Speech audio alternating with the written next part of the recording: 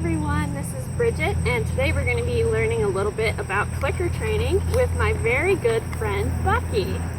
He's not used to training outside, so this is a perfect opportunity for me to get some actual good training practice in with him while showing you what's up.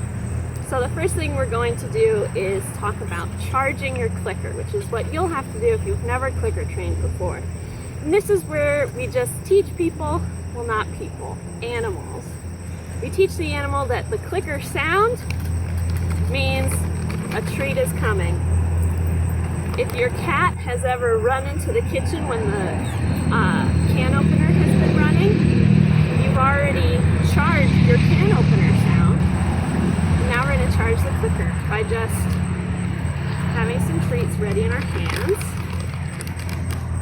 And I've already pre-chopped some of these into smaller pieces because you'll need lots of little pieces of treats for this. Eensy weensy little pieces like this big. And then all you do is you make the click sound and give them a treat.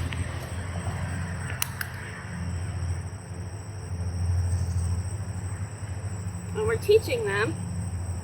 I know it doesn't seem like you're teaching, you're just feeding them, but you are teaching them something. And what you're teaching them is that sound means something delicious is coming. So that then when we move on to step 2, oh, he ate too fast.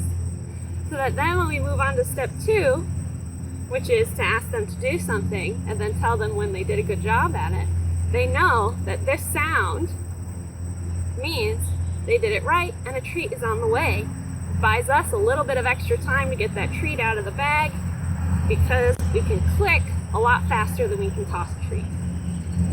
So let's say we've got our clicker charged. Ooh, it's hot out here. Let's say we've got our clicker charged and it's time to teach them something. I'm not going to teach him anything new today because being outside is already enough of a challenge for him.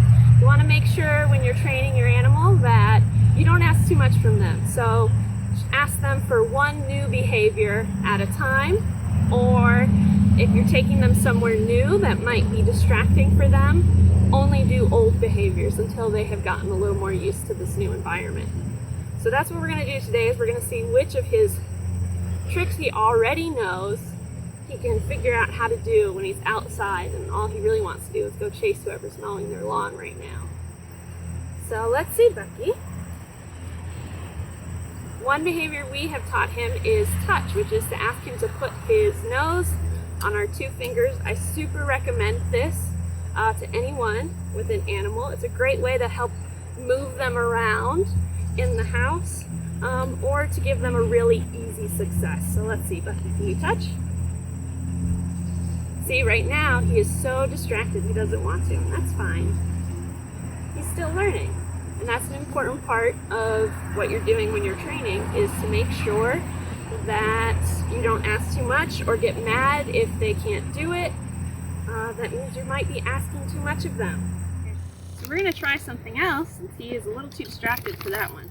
Bucky, sit. Good boy. As you see, I click as soon as his butt hits the ground.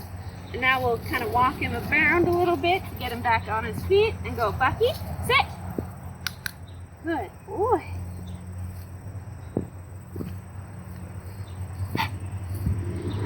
Hey, bud. Come here. Good boy. Sit. Oh, my sweaty hand slipped on my clicker, but that's okay. We can just say, good job. Come on. Sit. Good boy. And you would just keep doing this over and over again. When you start out though, your dog does not speak English like Bucky does. So he is not going to know what sit means. So instead we might do this. Well, you want to get up? There you go. You might hang around, just stand here, and then as soon as we see him sit, we give him a treat. Got a refill. So then again, we would hang out. See? Yes. soon as he sits his butt down, we give him a treat. And you would keep doing this until eventually you start to notice your animal is kind of picked up on what you want from them, and you're not having to wait as long for them to sit. And that's when you're going to start saying sit when you see their butt going down, to start teaching them that that's what that word means. Can we walk a little bit? So that you can, oh, we're not going to go eat the grass. Sit. See how I said that while he was sitting, not like I was doing it before as a command? That's how you would teach your dog what sit means. Can we walk a little more? Uh-oh, I think he sees somebody. Sit. Good boy. You would just do that over and over again until you start feeling like maybe you can say the sit before the butt hits the ground, and see if your dog responds, see if your cat responds and puts their butt on the ground.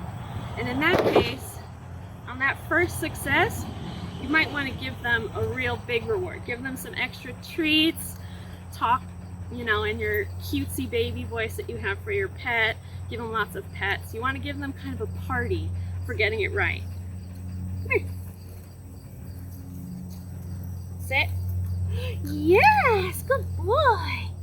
Good boy, yes. You're so smart. What a good boy. Oh, and he really wants to eat that grass. And you'll just do this, you know, for a few minutes, 10 minutes maybe, of training, or until your animal starts to seem kind of distracted by everything, and then you're going to want to give them a break. But you always want to end your training session on a high note. So go back to an old behavior and run through that a few times. And if this is your first behavior that you're teaching, that means go back to charging up that clicker a few times. Just do lots of click treat, click treat, click treat, click treat, over and over. And then do something fun with them. Play with them afterwards, feed them dinner, take them on a walk. And this will also add to the positive associations they have with training and with showing you the behaviors that you want. You ready? Whoa, hi! So that's all we have for you today, and we're gonna see if we can't get this boy to give us one touch before we go inside into the air conditioning again. We are going to bribe him a little bit to do it. Bucky. Good boy. There you go. Yay! You see, I'm giving him a big party about it because it was apparently pretty hard for him to focus on doing that one while we're out here. So have fun learning to talk to your animal, and you know, let us know how it goes. I'd love to see some of your tricks. Uh-oh! Cut the camera! Come on, let's go inside. Come on, let's go get some water.